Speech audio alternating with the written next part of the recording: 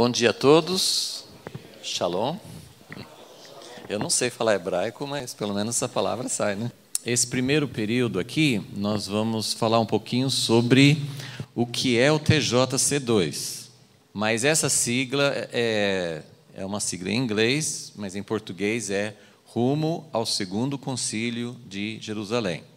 Então, mesmo que você tenha já recebido já tenha visto o que é, como o Pedro falou no início, o resumo do resumo é que é o inverso de Atos 15.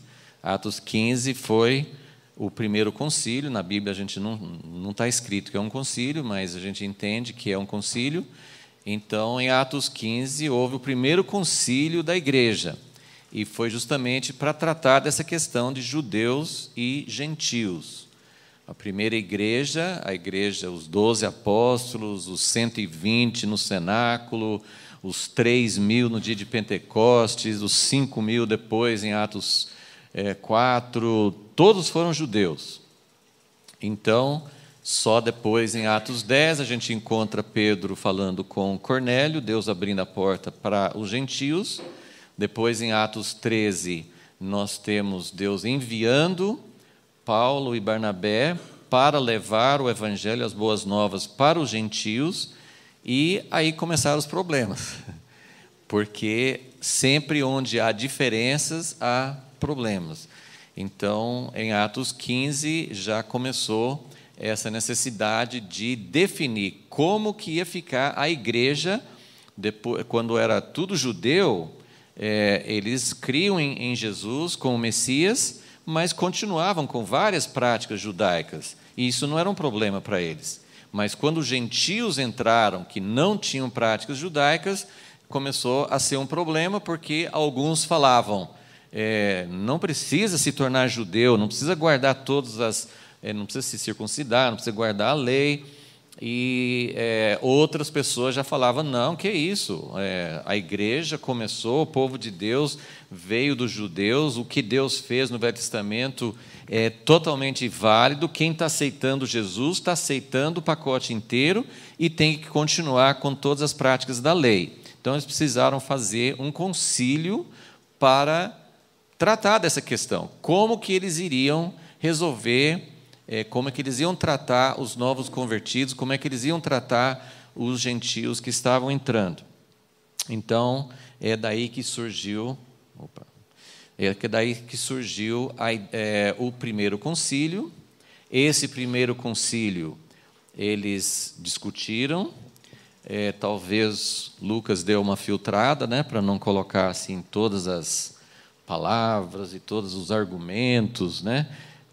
Não sei se houve discussões mais acaloradas, né? Parece que houve, né? Porque tem um versículo assim, depois que tinham discutido, depois que tinham falado, assim, tem uns versículos que resumem, assim, bom, acho que aí foi, né, uma boa parte que omitiram o registro literal de tudo que aconteceu, mas houve discussões, mas no fim o Espírito Santo deu a eles um consenso e pareceu bem ao Espírito Santo e a nós. Eles colocaram no fim, colocaram uma declaração, enviaram para todas as igrejas onde tinha gentios e chegaram à conclusão que não iam colocar um fardo, uma carga, um peso excessivo, que eles iam colocar só alguns princípios básicos importantes para a vida dos gentios e também para o relacionamento. Como é que os judeus iam se relacionar com pessoas que comiam carne com sangue, por exemplo, né? Então, para eles isso era uma questão muito importante, eles colocaram essas coisas. Então, esse é o fundo do que é o primeiro concílio, e agora nós vamos falar um pouquinho sobre o segundo. Por que nós estamos falando sobre o segundo concílio? Porque, afinal de contas, depois desse concílio que está registrado na Bíblia, nós temos muitos concílios na história da igreja. Quem conhece um pouquinho de história da igreja sabe que houve muitos concílios. Então, por que a gente fala segundo concílio?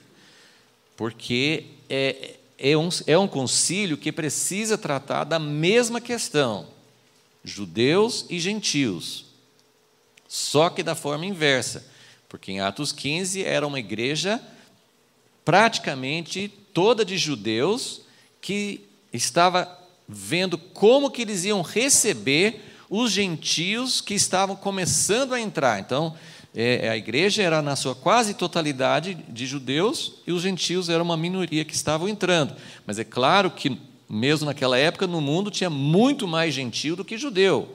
Então, com a expansão do evangelho, essa proporção mudou rapidinho de uma igreja totalmente judaica, depois maioria judaica, e assim por diante. Tem muitas etapas da história que nós não vamos entrar. Eu quero só contar um pouquinho para vocês a história dessa missão, dessa visão TJC2, desde as suas origens. Assim, tem um livrinho que nós vamos ter aí depois,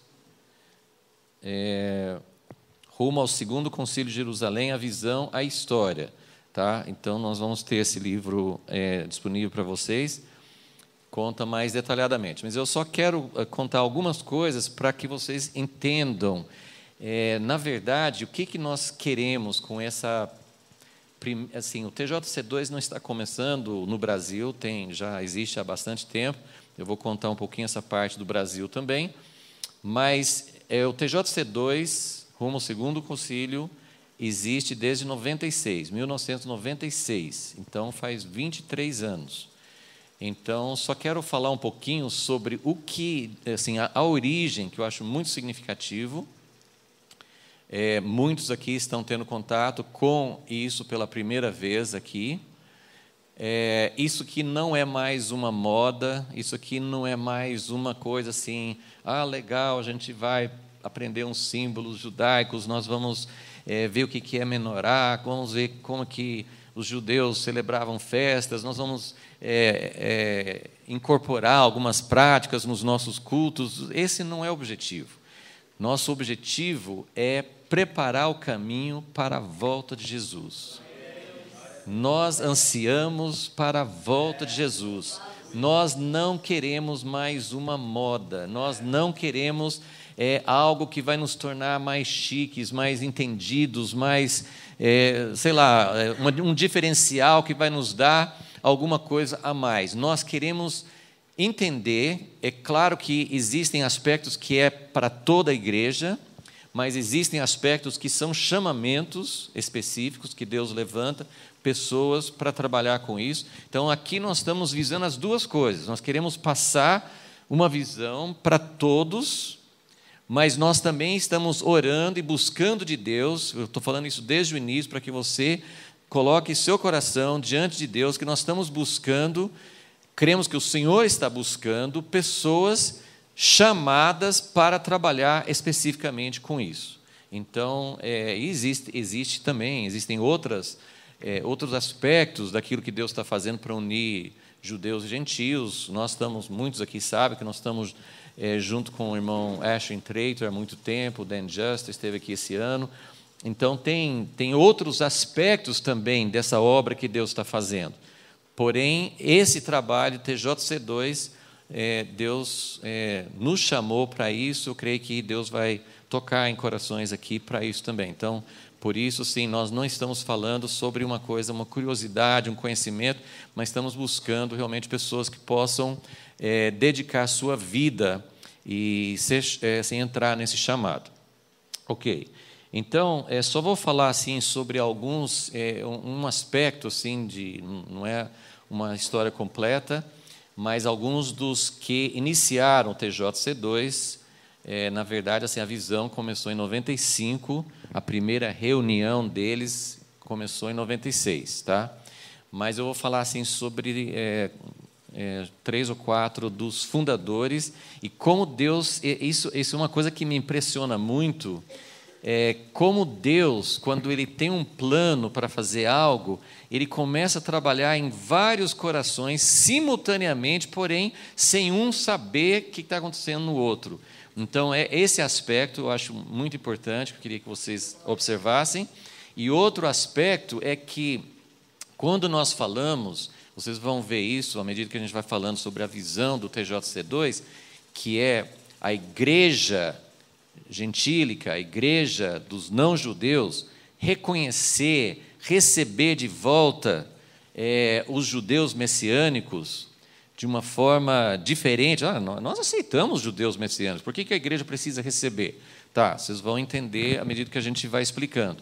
Mas o fundo de tudo isso é uma palavra chamada reconciliação. E eu não ia fazer isso, mas eu acho que eu vou fazer. Eu vou começar com esse texto, que eu acho que é um dos textos fundamentais para nós. Não é só em relação aos judeus, mas vocês vão ver que esse texto fala especificamente de judeus e gentios. Efésios capítulo 2, para a gente poder realmente entender o fundamento daquilo que Deus está querendo fazer. Aí vocês vão entender como essas histórias se encaixam nisso. Efésios 2, versículo 11. Portanto, lembrai-vos de que, no passado, vós, gentios, por natureza, chamados incircuncisão, pelos que se chamam circuncisão, feita pela mão de homens, estáveis naquele tempo sem Cristo, separados da comunidade de Israel, estranhos às alianças da promessa, sem esperança e sem Deus no mundo. Mas agora, em Cristo Jesus, vós que antes estáveis longe, viestes para perto pelo sangue de Cristo, pois Ele é a nossa paz. A paz é uma reconciliação entre aqueles que estavam em guerra, que estavam separados, que estavam rejeitando um ao outro. Vós que viestes para perto pelo sangue de Cristo, pois Ele é a nossa paz. De ambos os povos, judeus e gentios, fez um só, e derrubando a parede de separação, em seu corpo desfez a inimizade, isto é, a lei dos mandamentos, contidos em ordenanças, para em si mesmo criar dos dois um novo homem, fazendo assim a paz, e pela cruz reconciliar ambos com Deus em um só corpo, tendo por ela destruído a inimizade. E aí continua, mas assim, eu só queria que vocês vissem assim, uma ênfase muito grande em paz, sangue de Cristo, a cruz reconciliando, inimizade, e nós entendemos que aqui Paulo está falando sobre uma divisão, sobre uma ferida, sobre algo que Deus não queria. Quando Deus escolheu os judeus, quando Deus escolheu Israel, a intenção dele não era que os judeus se tornassem isolados, arrogantes, exclusivistas em relação aos gentios. Mas essa foi um resultado humano. E Jesus morreu na cruz para tirar essa inimizade e para criar, para aproximar os dois e para fazer dos dois um novo homem em Cristo Jesus. Então, a nossa visão, a visão que estamos falando do TJC2, nasceu com a visão de reconciliação. Então, isso é a base, eu quero só contar rapidinho esses aspectos. Alguns desses nomes talvez vocês já ouviram falar, talvez não ouviram, mas os nomes que eu vou falar aqui, desses 4 homens, né, um já está com Jesus, morreu o ano passado, um padre católico, mas os outros ainda fazem parte. Então, vamos lá. No ano de 1995, um homem chamado John Dawson, ele é um neozelandês, mas estava nos Estados Unidos, acho que ele está nos Estados Unidos há muito tempo, ele ainda é o presidente da Jocum. Todo mundo acho que já ouviu falar de Jocum, né? Jovens com a Missão. Então, ele estava já trabalhando há algum tempo com reconciliação. Não sei quanto que as pessoas aqui conhecem sobre essas iniciativas, porque é uma coisa você falar sobre reconciliação de pessoas dentro de uma igreja, pessoas individuais, tem reconciliação entre grupos pequenos, mas há décadas já, né, assim, nessa época, Deus estava usando muito John Dawson e outros irmãos para trabalhar com reconciliação entre povos. Então, nós sabemos muito bem sobre as divisões, os ódios, a discriminação entre brancos e negros. Tem também muita injustiça feita dos brancos europeus contra os povos indígenas nas Américas em geral, né? Mas isso tem lá na Austrália, na Nova Zelândia, em muitos lugares, né? Tem essas injustiças que foram feitas aos povos que já habitavam naquelas regiões. Então, John Dawson, ele já estava trabalhando com isso e promovendo encontros onde pessoas representantes dos dois, desses, não for brancos e negros, ou brancos e indígenas, representantes desses dois povos estavam se arrependendo. Muitas vezes era injustiça mais de um lado para outro, né? Mas podia haver também problemas de ambos os lados. Então, em 1995, ele estava fazendo um encontro de reconciliação num lugar nos Estados Unidos que era local de uma das batalhas famosas da Guerra Civil Americana do século XIX. Então, ele estava ali fazendo um encontro de reconciliação. E nesse encontro, então vamos tentar guardar os nomes, né? John Dawson é um não-judeu, né? Um neozelandês, trabalhando com reconciliação, e Dan Juster, um judeu, mas que estava presente também nesse mesmo encontro de reconciliação. E essa época, 1995, faça as contas rapidinho, era um aniversário de 50 anos do final da Segunda Guerra. Mas o que aconteceu no final da Segunda Guerra? Houve a libertação dos campos de extermínio, dos campos de concentração, onde milhões de judeus foram mortos. Então, Dan Juster estava lá vendo John Dawson falar, eles já se conheciam, mas vendo John Dawson falar sobre reconciliação, brancos e negros, brancos e indígenas, e Dan Juster ficou pensando, e os judeus, onde que entram nessa história? 50 anos, né? Aí ele foi para John Dawson e falou assim, quando vocês estiverem prontos, nós estamos prontos. Foi meio que uma charada, né? Assim, como assim, né? O que você está querendo falar? E aí, Dan Juster falou com ele, mas e os judeus, 50 anos? E a história que eles contam é que John Dawson falou assim, como eu pude não pensar nisso? Como eu pude pensar em reconciliações grandes e não pensar justamente nessa grande injustiça feita contra os judeus, justamente nessa época que era um aniversário da libertação, né, desses campos de concentração. Então, isso já foi um começo ali.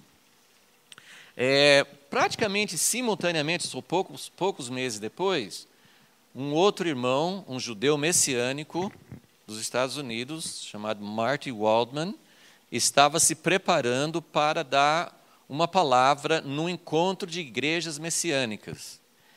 E, enquanto ele estava se preparando para dar essa palavra, Deus falou com ele muito forte sobre essa questão que já falamos sobre os concílios. Então, ele ia falar com um público judaico, messiânico.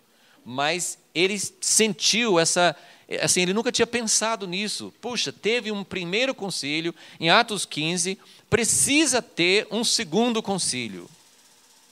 E era uma ideia, assim, totalmente nova para ele e para os outros. Então, ele apresentou essa ideia e as primeiras reações foram muito positivas, mas, como sempre acontece, nós convivemos muito nos nossos círculos. Então, ele, como judeu messiânico, ele convivia muito no círculo de judeus messiânicos. Ele precisava de ajuda para que essa ideia, porque o segundo concílio é da igreja dos gentios reconhecer que ao longo dos séculos, gente, existe uma história. Se você pode lembrar de algumas coisas, da Inquisição, do Holocausto, mas existe uma história inteira, desde os primeiros séculos da igreja cristã, houve uma progressão no sentido de excluir a cultura, a contribuição e, finalmente, a própria presença dos judeus messiânicos. Então, isso é uma história de quase 2.000 anos, ou 1.800 anos, de atitudes erradas da igreja que são responsáveis, em grande parte, pelas perseguições e pelas coisas que o povo judeu tem sofrido.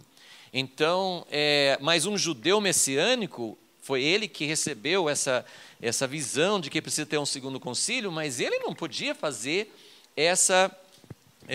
levar isso adiante, porque era como assim, gentios, vocês precisam nos reconhecer, não é uma coisa que poderia partir dos judeus, teria que ter os gentios abraçando a causa.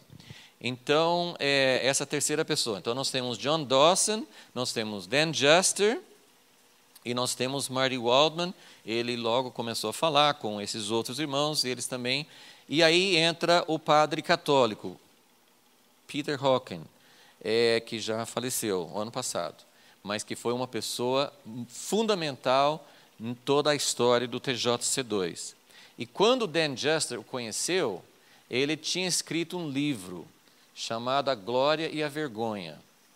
Peter Hawken, nessa época, não tinha contato, ele não tinha nenhum relacionamento com judeus messiânicos. Ele é um padre católico, mas eu não sei os detalhes de como Deus abriu os olhos dele para isso, mas ele levou o livro dele para Dan Juster, um judeu messiânico, e falou assim, olha, esse aqui é um livro que eu escrevi, A Glória e a Vergonha.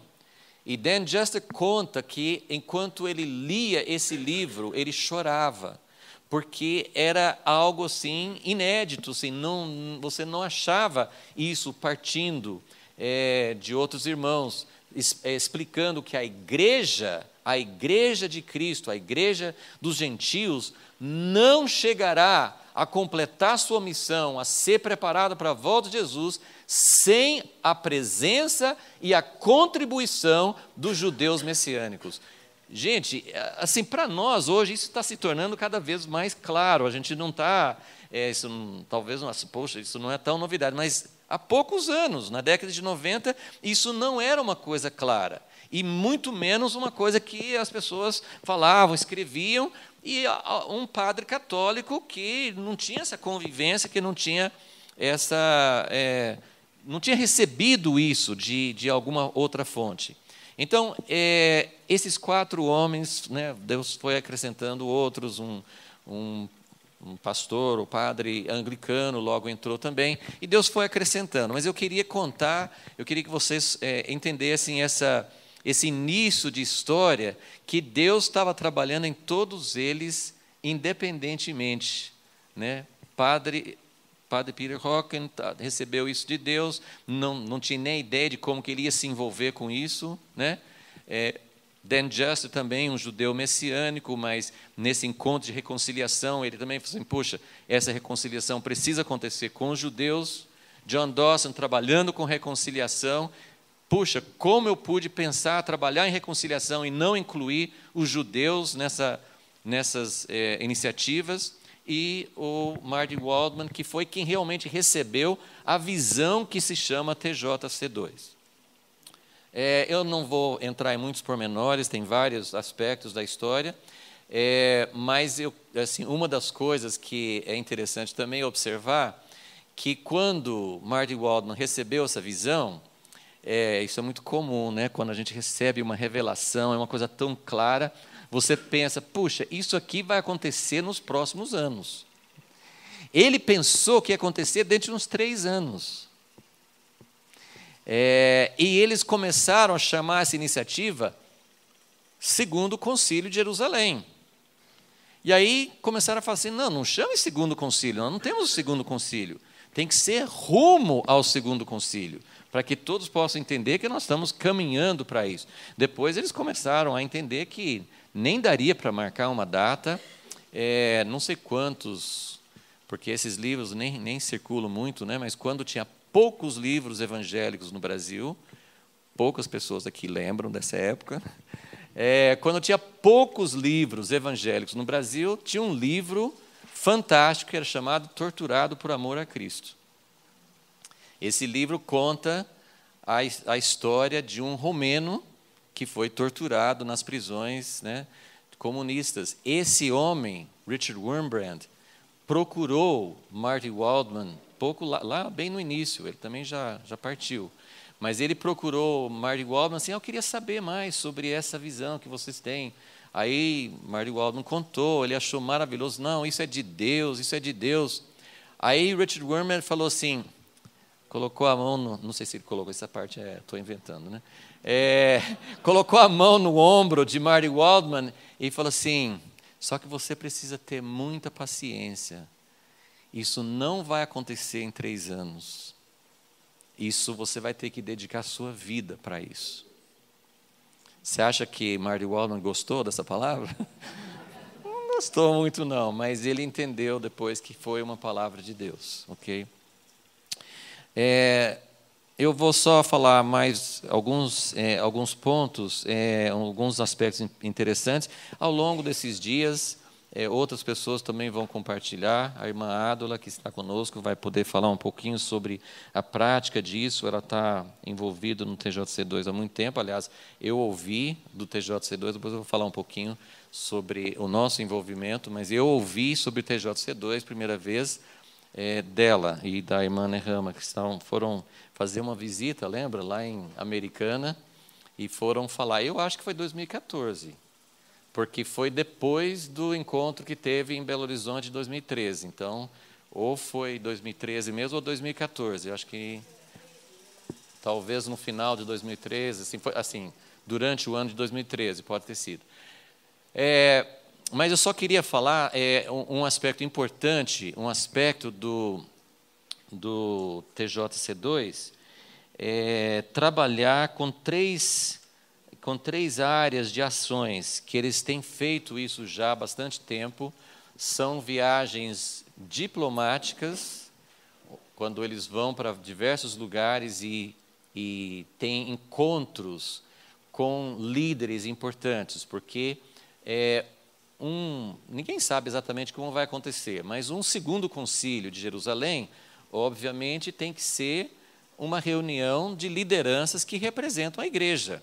Não pode ser um grupinho que representa só uma região ou só uma corrente do cristianismo.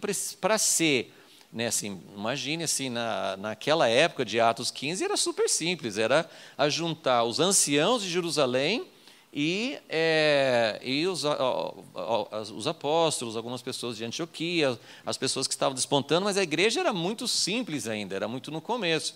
Agora, hoje, no século XXI, isso é muito mais complexo, o cristianismo está muito dividido e tem abrange muitas regiões do mundo.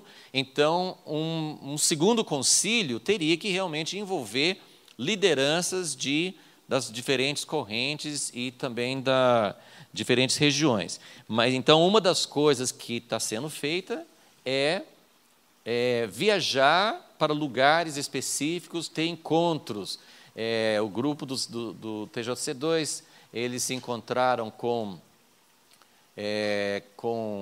o que ele não era Papa ainda, mas que se tornou Papa Bento XVI, conversaram com ele, tiveram encontros com cardeais católicos, o cardeal da Áustria, de Viena, outras lideranças também evangélicas, protestantes, de igrejas históricas. Então, essas viagens diplomáticas, essa é uma das áreas de atuação. Uma outra área que é meio parecida é a área promocional. Essa palavra, eu estou traduzindo o que está em inglês, ninguém gosta, assim, diplomático e promocional, parece que são palavras que a gente não pensa em usar muito em termos de igreja, porque parece que é uma coisa muito assim, de propaganda, de promover alguma coisa. Mas a ideia é divulgar mesmo, promocional. Diplomática é de fazer pontes, de estabelecer relacionamentos. E promocional é de divulgar. Isso que nós estamos fazendo agora é promocional.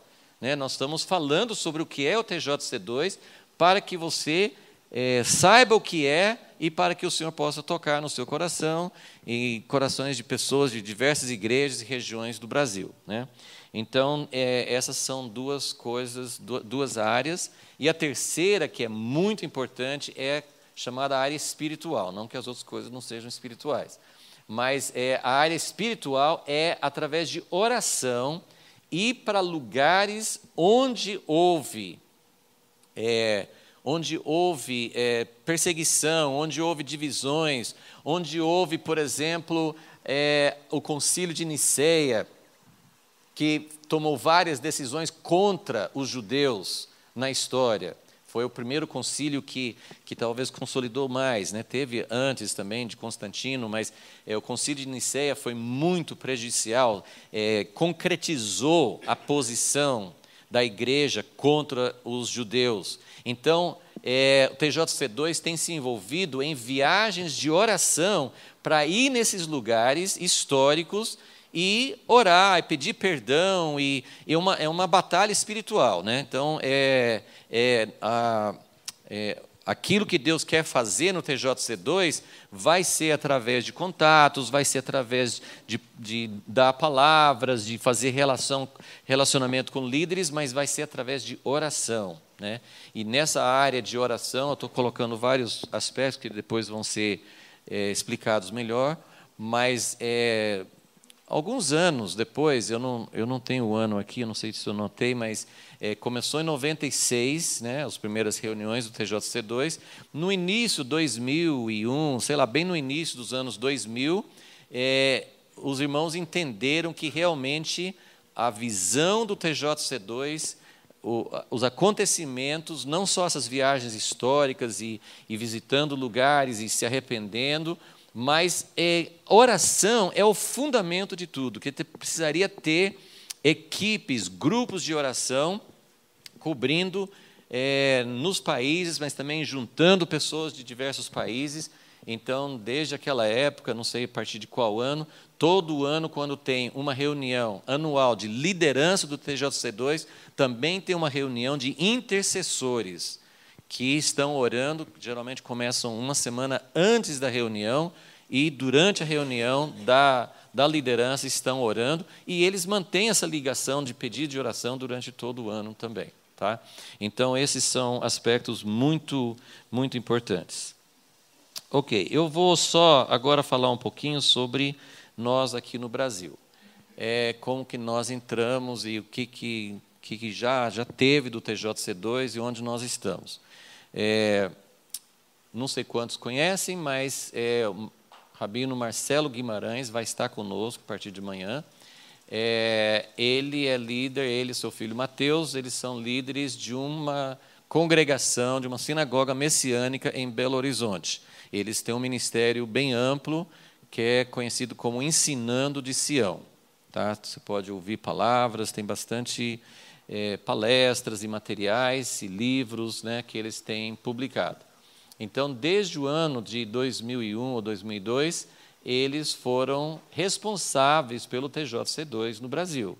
Então, o TJC2 não é novo aqui, né, desde essa época. Mas ele escreveu esses dias, nós estamos há 15 anos, 16 anos, alguma coisa assim.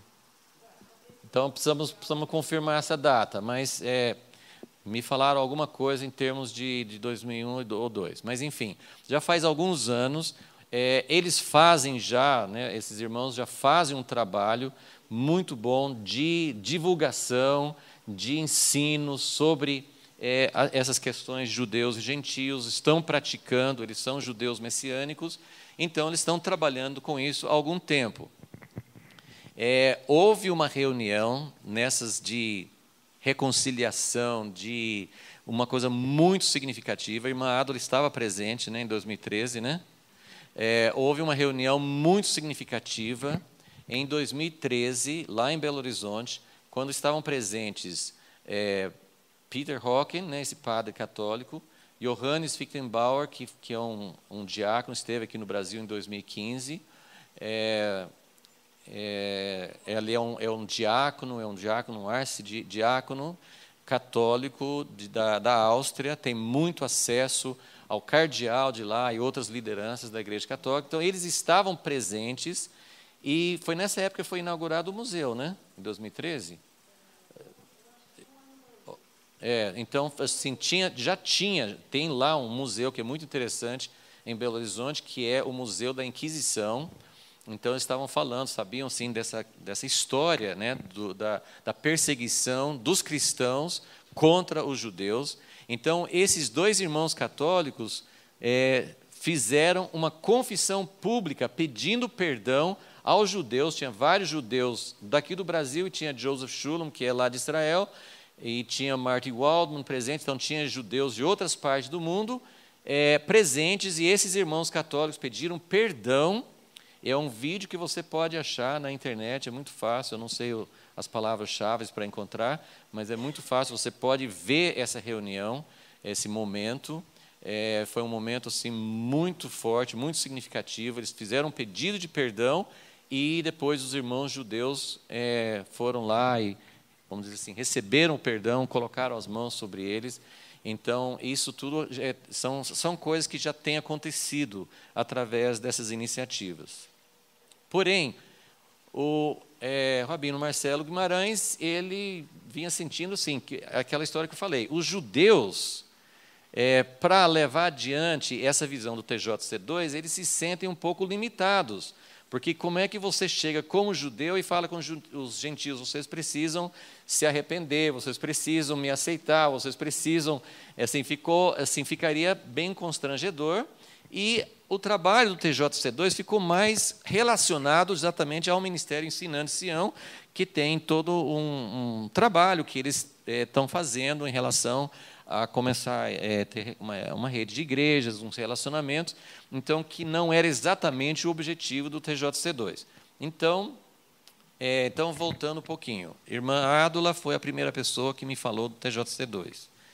A gente olhando em retrospectiva, assim, mal eu sabia, né, que quando ela estava falando, né, que Deus estava falando assim, você vai estar nisso, né? Mas elas sentiram de ir lá em Americana, sentaram comigo, não sei quem mais que estava, não sei se a Haroldo estava presente nessa reunião, mas sei que sentaram com a gente lá da Impacto e falaram assim, nós sentimos de vir aqui falar com vocês sobre isso é tão importante. As duas estavam muito entusiasmadas falando sobre isso. A gente tem um coração para Israel há muitos anos. Eu fui criado entendendo que Deus vai juntar a oliveira, os ramos naturais, né? Assim, isso não era uma novidade, mas essa obra, esse ministério, essa visão eu não conhecia. Pouco depois nós recebemos, então, em 2015, irmão Johannes Fichtenbauer, esse que eu citei, que é um diácono católico. Alguns aqui estiveram presentes nas ministrações deles. Eu recomendo fortemente, a nossa mesa ainda não está montada, mas as palestras dele em 2015 foram copiadas e redigidas. É o Mistério da Oliveira. É muito, muito bom, porque é curto, ele dá o testemunho dele, que é muito impactante. Se você ainda não ouviu o testemunho dele, leia, não vou nem tomar o tempo agora para contar, mas é muito impactante o testemunho dele. Ele dá uma pincelada na história, ele conta como os judeus messiânicos, Deus foi ressuscitando esse movimento que tinha morrido ao longo dos séculos, né? Desde o século XIX, Deus já estava preparando o caminho. Então, é um livrinho, é curto, mas é muito bom, vale muito a pena. Então, em 2015, ele fez essa viagem, esteve entre nós, e ele falou para a gente, já tem o TJC2 com o Marcelo Guimarães, mas nós estamos precisando de mais gente, nós estamos precisando, e fizemos até uma reunião na casa do Pedro, em que ele falou assim, ele fez um apelo, e a gente, como Maria, estávamos guardando essas coisas no coração, sem saber exatamente como que essa gestação ia acontecer, mas aguardando. No ano seguinte, nós recebemos Benjamin Berger, um outro judeu messiânico, esteve aqui nesse local. As palestras dele também foram transformadas em livreto, Igreja, Lugar de Judeus e Gentios, né? Maravilhoso também. Então, Deus estava assim, tipo, todo ano dando mais mais uma coisa, algo assim. A gente estava assim, como é que Deus vai dirigir? Em 2017, alguns irmãos do nosso grupo, nós fomos para o encontro do Marcelo Guimarães em Belo Horizonte. Em setembro do ano passado, tivemos um encontro aqui. E aí ele falou assim, eu preciso de vocês, eu não consigo levar essa visão sozinho, eu acho que Deus está falando com vocês para fazer parte. Ele falou comigo, com Pedro, com o pastor Marion e a Márcia, e nós oramos, né? Alguns já falaram sim na hora, outros sim, oraram mais um pouquinho, tal, até que Deus deu o sim. Mas quando ele fez esse convite, a gente entendeu assim, nós vamos estar juntos, né? Já está andando, já tem uma direção, nós vamos estar juntos. Mas daí, com poucos meses, Marcelo Guimarães falou assim, não, eu estou me retirando, esse aqui vai ficar só com vocês. Então, assim, né, Deus tem suas maneiras, né, de surpreender a gente, né? Eu falei lá nesses dias na reunião assim, que Deus fez um monte de surpresa para que a gente hoje estivesse trabalhando com o TJC2. Então, graças a Deus por suas maneiras e como Ele nos convence, né? Às vezes, mesmo sem a gente querer se convencer. Okay? Então, eu vou pedir agora que distribua uma folha. Eu não dei antes, porque eu conheço as pessoas que, em vez de ouvir a palavra, vão ficar lendo, né? Então, agora vocês podem pegar a folha. Agora nós vamos ler juntos. Não. Então, agora, essa folha, nós vamos ler juntos, rapidinho, para a gente poder entender um pouquinho mais sobre a visão do TJC2. Ok, então nós vamos começar nesse lado que tem o cabeçalho, né? E vamos lendo e comentando rapidinho, assim, mas está bem claro, mas eu queria ler em conjunto com vocês para que a gente possa ter uma visão mais clara do que se trata esse trabalho. O TJC2 é uma visão de restauração e cura da divisão entre judeus e gentios crentes em Yeshua. Divisão esta que data desde os primeiros séculos da igreja.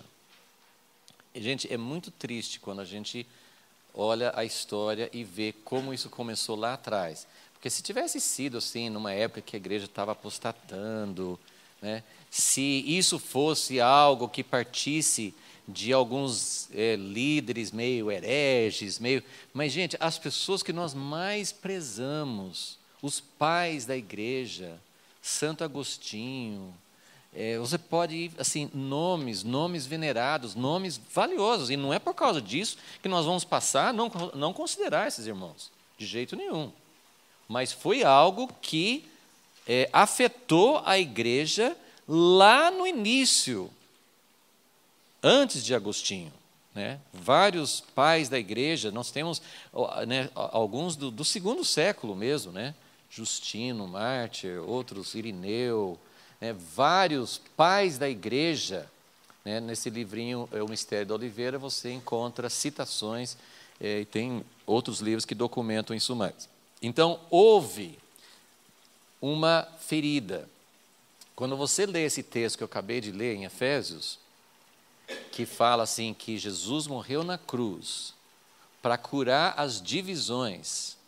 Aqui no Brasil, eu não fico pensando que a grande ferida da igreja é com os judeus.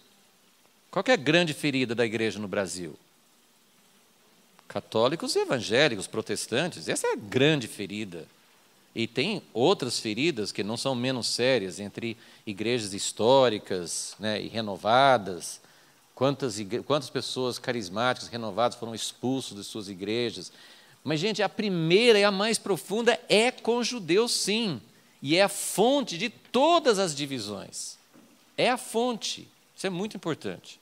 Então, o TJC2 é uma visão de cura dessa divisão. Rumo ao segundo concílio de Jerusalém é, antes de tudo, um movimento de oração. Nós vamos falar sobre isso durante esses dias.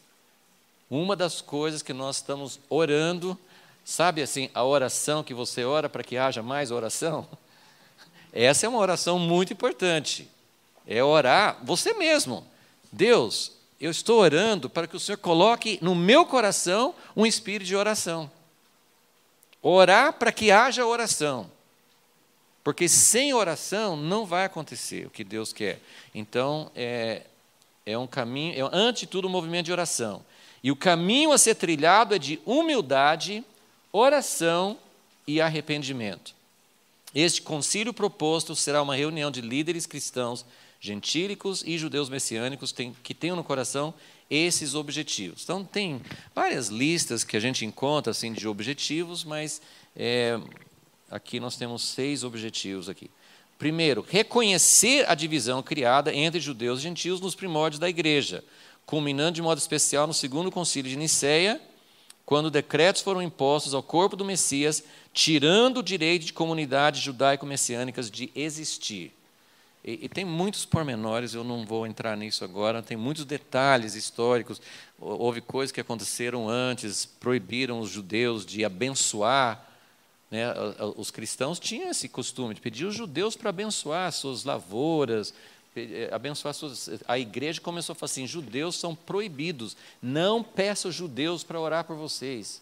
Então começou com coisas assim, né? Segundo, chamar todos os verdadeiros crentes a afirmar a realidade da nossa reconciliação como um novo homem. Reconhecer que a verdadeira reconciliação não implica em debilitar a identidade de alguém.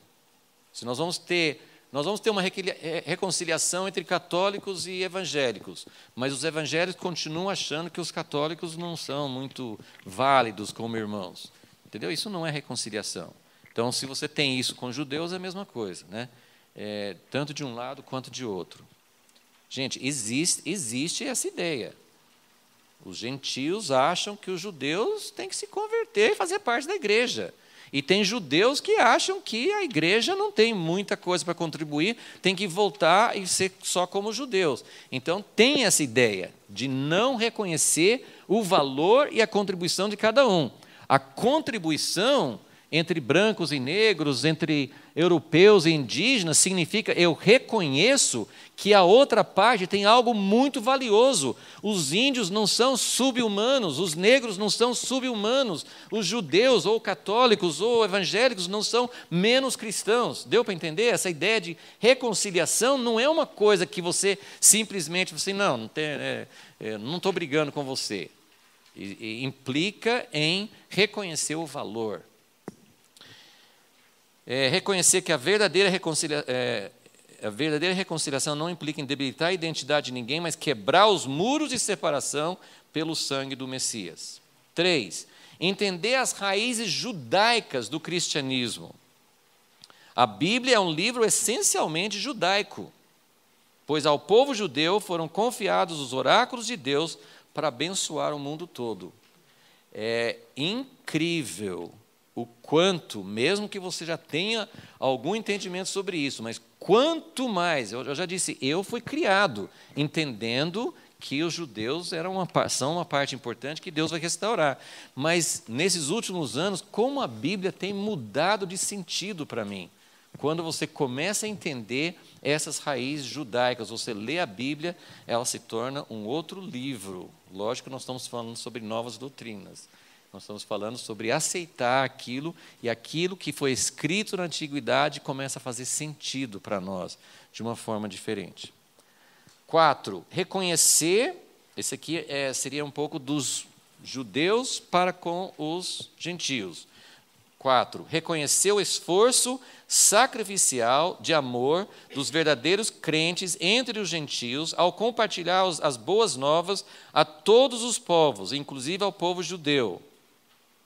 Os judeus messiânicos são chamados também ao arrependimento por atitudes e ações pecaminosas de orgulho, arrogância, medo e isolamento do resto do corpo do Messias. Ok? Então, existem aspectos que cabem a ambas as partes. 5. Encorajar cristãos gentios individualmente e como igreja a reconhecer e lamentar os pecados contra os judeus crentes em Jesus. Por todo tipo de ensino sobre substituição. Se você não sabe o que é a teologia da substituição, nós vamos falar um pouquinho sobre isso amanhã, mas isso é muito sério, né? Faz parte dessa história negativa da igreja em relação aos judeus. Chama teologia da substituição. Também tem uma simplificação, que a igreja substituiu Israel. Antigamente era Israel, agora é a igreja, não tem mais Israel. Essa é a teologia da substituição. A igreja precisa se arrepender disso, porque a igreja tem ensinado, e isso é ainda o ensino majoritário.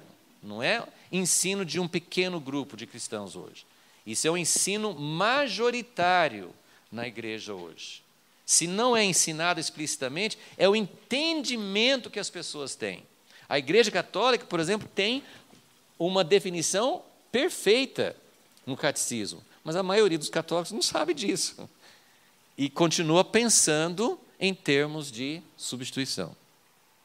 Então, esse ensino sobre substituição trata a primeira aliança como obsoleta e descartada. Segunda coisa, pela rejeição e supressão de expressões genuínas judaicas de fé em Yeshua, impondo aos judeus que abandonassem sua identidade e práticas judaicas.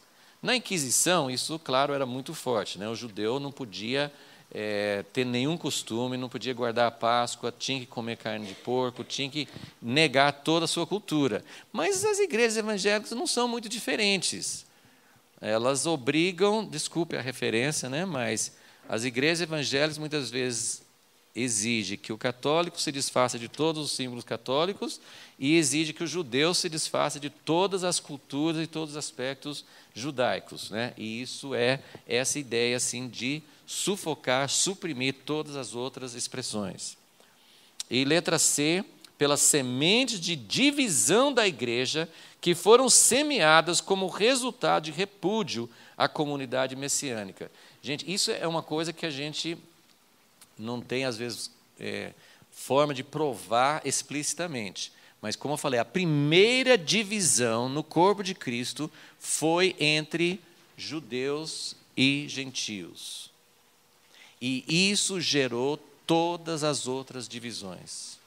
E o Senhor tem tocado em nosso coração, como o Pedro falou, faz alguns anos que nós estamos caminhando e batalhando pela unidade da igreja aqui no Brasil, mas Deus tem nos falado que, sem reparar essa divisão com os judeus, nós não vamos ver as outras divisões curadas. E número 6, entender e apreciar a validade da comunidade judaico-messiânica em todas as suas manifestações hoje. Então, uma forma da gente se arrepender é fazer diferente. E fazer diferente é a gente reconhecer que existem comunidades. Eu não vou fazer com que a minha comunidade, se é que eu tenho, se alguém fala assim, a minha comunidade, né? Minha igreja, né? Não é minha, e às vezes você nem é líder dela, né? Então também você não vai poder fazer com que mude de característica. Mas não é direção de Deus, não é isso que nós estamos promovendo aqui, como eu falei no início, da gente começar a adotar costumes judaicos. Né? Essa não é a questão. Eu não vou para uma comunidade como, né, essa sinagoga do Marcelo Guimarães, em Belo Horizonte, eu não vou ver o que eles fazem lá e fazer tudo igual aqui. Porque eles têm um chamado, eles têm uma identidade. A minha identidade não é essa. Então, eu não vou começar a fazer um culto de sábado de manhã com a Torá, assim, eu não vou fazer igual, mas eu vou reconhecer a validade daquilo que eles estão fazendo, e tem muitas maneiras em que isso se torna prática. Cremos que essas ações práticas e a concretização do segundo concílio, que tem um erro, poderão resultar num grande impulso evangelístico no mundo inteiro, especialmente entre o povo de Israel, assim como aconteceu entre os gentios após o primeiro concílio em Atos 15. Vocês sabiam disso? Em Atos 15, Paulo e Barnabé já tinham feito uma viagem missionária, já tinham pregado, já tinham começado a levar o evangelho para os gentios. Mas depois do concílio de Atos 15, houve uma explosão muito maior. Então, nós cremos que essa reconciliação vai resultar em liberação de poder, porque toda reconciliação libera poder. Nós estamos sofrendo falta de poder, falta da presença de Deus, tem divisões nas famílias, tem divisões na igreja, tem partidos na igreja, partido, eu falei uma palavra, né? Tem essas correntes que separam as pessoas não estão conversando por causa de assuntos políticos, por causa de outros assuntos também. Isso amarra o poder de Deus. Deus não pode agir na nossa vida por causa de situações específicas, mas também por causa dessas coisas históricas. Né? Tem necessidade de reconciliação, de brigas, de desentendimentos da nossa vida, do nosso tempo, mas tem também essas coisas que são históricas, de séculos atrás, e claro, eu não posso resolver isso sozinho, mas por isso que nós estamos chamando essa conferência para a gente começar a falar sobre essa grande movimentação mundial que vai nos levar a trazer realmente uma reconciliação, uma cura dessa divisão, vai resultar na liberação do poder de Deus, em geral, mas especificamente para o povo de Israel, porque Deus tem feito coisas novas entre os judeus, muitos judeus têm aceitado o Messias, mas são muito poucos. Você vai em Israel, tem pouquíssimos, em relação à população, tem poucos judeus messiânicos, em outras partes do mundo também. E a Bíblia, as profecias nos prometem que vai haver uma conversão mundial, especificamente em Israel, vai haver uma grande conversão de judeus, e eu creio que essa reconciliação faz parte disso. Ok, rapidinho, nosso tempo está acabando, mas vamos só ler o verso, as 7 afirmações, é um documento que os irmãos elaboraram, não nos primeiros anos, acho que alguns anos depois, mas essas 7 afirmações é um tipo, assim, de declaração que as igrejas dos gentios podem se apropriar dela. É quase como assim, eu assino esse contrato, eu faço parte disso. Essas 7 afirmações, eu endosso, eu quero realmente isso. Isso é uma coisa muito importante, isso faz a gente se unir em torno do mesmo objetivo. A gente já falou dos objetivos, algumas coisas vão ser bem iguais, mas esse aqui é um documento oficial que pode ser usado assim para a gente trabalhar com as igrejas e levar a igreja assim, você concorda com isso aqui? Então, já é uma coisa que faz parte do nosso arrependimento. Eu assino isso aqui. Então, vamos lá. De acordo com o princípio estabelecido no Concílio de Jerusalém original, de Atos 15, em relação à diversidade no corpo de Cristo, no que se refere à identidade judaica e gentílica, nós, participantes do corpo do Messias, fazemos as seguintes afirmações. Agora, aqui tem afirmações teológicas. E se você pode assim, nós estamos aqui num ambiente propício, todo mundo aqui, se você veio para essa conferência, provavelmente você não tem problema com isso, mas tem gente que vai ter problema e a gente precisa entender por que isso é verdade. Biblicamente, isso aqui não é alguém que inventou, isso aqui é Bíblia. Só que a gente precisa saber como que eu vou achar isso na Bíblia. Então, vamos lá. Afirmamos, número 1, a eleição de Israel. O que é eleição? Escolha de Deus. A eleição de Israel, o caráter irrevogável desta eleição e a obra inacabada de Deus. Inacabada, porque tem gente que fala, não, Deus escolheu Israel, mas acabou. O papel deles, a função que Deus queria, acabou. Não, aqui está falando, Deus fez uma escolha, é irrevogável. Quantas pessoas já usaram Romanos 11 para falar assim, se eu recebi o dom de profecia, Deus nunca vai tirar de mim. Os dons e a vocação de Deus são irrevogáveis. Gente, nós estamos tirando do contexto. Não tem nada a ver com dom de profecia, não tem nada a ver com... Lá ele gastou 3 capítulos, Romanos 9, 10 e 11, para falar do chamamento de Deus para Israel. Não tire do contexto.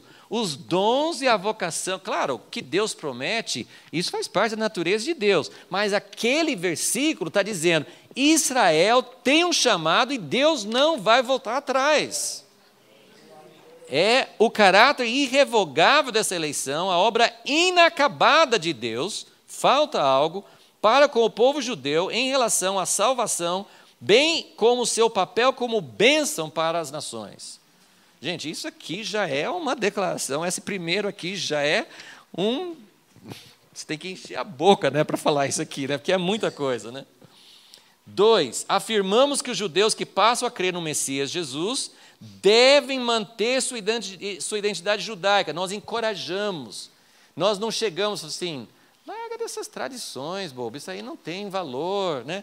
Seja um cristão como nós. Não, nós encorajamos os irmãos judeus a manter sua identidade judaica. Por quê? Porque se eles perderem sua identidade, como eles vão cumprir a missão do item número 1? Né? O judeu que não é mais judeu, ele não tem mais condições de cumprir o seu chamamento. Né? Então é muito importante para nós que os judeus continuem sendo judeus e que eles desempenhem sua função. Viver como parte de seu povo de forma coerente com a nova aliança. 3, afirmamos a formação de congregações. Então, não é só o judeu que mantém a cultura, mas nós afirmamos a formação de congregações judaico-messiânicas como uma forma eficaz e significativa de expressar a identidade coletiva judaica em Jesus, como um meio de testemunhar perante a comunidade judaica. Afirmamos também que incentivamos indivíduos e grupos judaicos pertencentes a igrejas a manter seu compromisso com a vida e a identidade judaica. Então, identidade individual e identidade coletiva. O judeu que é crente em Jesus, ele faz parte do mesmo corpo de Cristo. Nós não estamos fazendo uma separação. O judeu não é salvo de outro jeito. Ele é salvo como nós, pela fé em Jesus Cristo. Ele nasce de novo. A comunidade judaica é parte do mesmo corpo de Cristo. Ok? Né? Nós não estamos formando uma igreja separada. Nós estamos dizendo que tem identidades diversificadas dentro do mesmo corpo. O grande exemplo que todo mundo dá é homem e mulher. Paulo não falou que não tem homem nem mulher no reino de Deus? Sim ou não? Não tem homem nem mulher. Ah, tá, então não tem mais homem nem mulher. Claro que tem. Ele está falando assim, como isso é em relação ao valor, a ter uma posição. O homem não é mais valioso do que o homem, o judeu não é mais valioso nem menos valioso do que o gentio, é nesse sentido. Mas tem identidades separadas. Já pensou que triste se todo mundo é igual? Você gostaria que não tivesse nem homem, nem mulher, nem chinês, nem japonês, nem brasileiro, nem... Não, isso seria muito triste. A Bíblia fala de uma identidade, não só dos judeus, fala das nações na vida eterna. Eu acho que os chineses vão continuar sendo chineses. Eles vão ter uma contribuição, eles vão trazer a sua riqueza, a sua contribuição para o reino de Deus. 4, afirmamos nossa disposição como corpo eclesiástico em construir pontes para a comunidade judaica messiânica. Isso significa que nós queremos nos relacionar. Nós não vivemos isolados, em grupos separados que não querem saber. Quem é pentecostal só fica com os pentecostais. Quem é católico, quem é judeu. Assim, a gente vai formando nossos guetos, nossos bairros separados. Não, é para fazer pontes, é para nos relacionar. E especialmente com as comunidades messiânicas. Então, nós queremos construir pontes, com o propósito de estender a mão da amizade, orar por seu crescimento e vitalidade. 5, agora vai começar a apertar, né?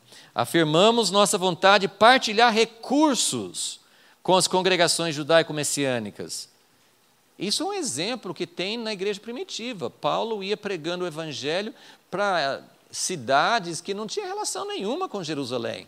Mas quando os santos estavam passando falta, ele foi ajuntando uma oferta para ajudar, porque fazemos parte do mesmo corpo. Nós queremos partilhar recursos com congregações judaico-messiânicas, organizações missionárias judaicas, institutos judaicos de formação teológica, de modo a capacitá-los a cumprir seu propósito dado por Deus.